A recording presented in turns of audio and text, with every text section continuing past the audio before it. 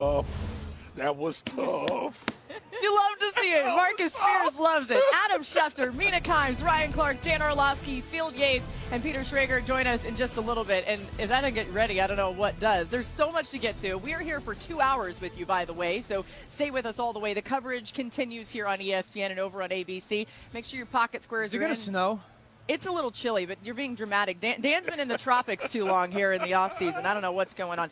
All right, let's get to our great reporters. Jeff Darlington is with the Tennessee Titans. Jeremy Fowler is with the Cleveland Browns. We're going to begin with you, Jeff. When did the Titans decide they were going to stand strong, hold strong in that #1 overall pick? Well, it's been a little while since they really decided that they would take this #1 overall pick, something that they did make public this week, that they have no plans on moving. And I can tell you this, that there is one team in the New York Giants that did make an aggressive pursuit to move into that #1 spot. I'm told by my Titans sources that the Giants were the most aggressive team to move to that one spot. And I'm told by my Giants sources that they were made very clear by the Titans that they were not going to trade out of that first pick. And that is because we do anticipate that they will select Cam Ward in that spot. Now, I can tell you this when it comes to Ward. It was late March at his pro day. Cam Ward was out there and he fired a missile across the middle, and it was a beautifully completed pass. And he walked over to the Titans brass and he said to them, "I am going to solidify it today." And I'm not saying that that was the very moment that he did in fact solidify himself as being the selection here, but I will tell you that that is a day when the Titans truly fell in love with not only the player, but the person as well. They made very clear to me that they really love this guy. And one other quick added note on free agency, they also signed wide receiver Tyler Lockett, so maybe a little bit of depth for Cam Ward if in fact he is that #1 pick. Now, let's go to Jeremy Fowler for more on the Cleveland Browns. Thank you, Jeff. The Cleveland Browns remain open-minded on potentially dealing that #2 overall pick. Sources here tell me it'd be foolish to not at least consider some overtures from teams. And the Browns have heard from multiple teams in the last 24 to 48 hours flirting with the idea of potentially moving up to #2. But most of my sources around the league do expect Cleveland to stay put. Take Colorado's Travis Hunter. The process has been brilliant with him throughout. He's highly impressed them, and there's been momentum there really for the last few weeks. And then that leaves the quarterback position. The Browns, I'm told, are expected to address quarterback at some point among their 10 draft picks in this year's class, but they're not going to force it. I'm told from sources here that they're prepared to, stay nimble and move up into the late first round if they have to, but they would rather stay put at their 33rd overall pick, top of the second round, and dictate terms. I can confirm that there is at least some love here in this building for Shedeur Sanders should he fall. Back to you, Laura. All right, thanks so much to Jeremy and Jeff. We will have reports throughout the show, the latest you need to know ahead of the first round. Now, Hunter does it all.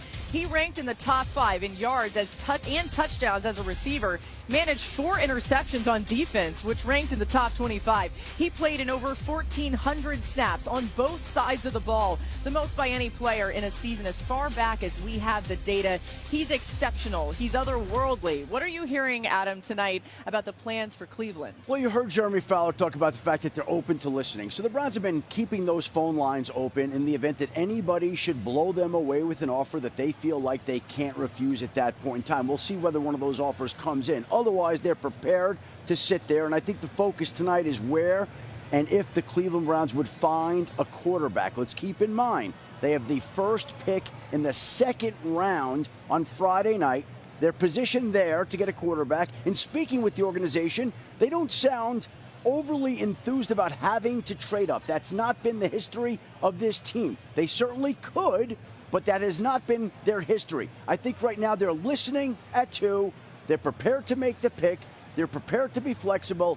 And I don't know that they are as desperate to go get a quarterback tonight and tomorrow night as some people might think. All right, keep an eye on that either way. We know that Travis Hunter wants to play on both sides of the ball, but if you're Cleveland, if you're drafting him, where are you playing him?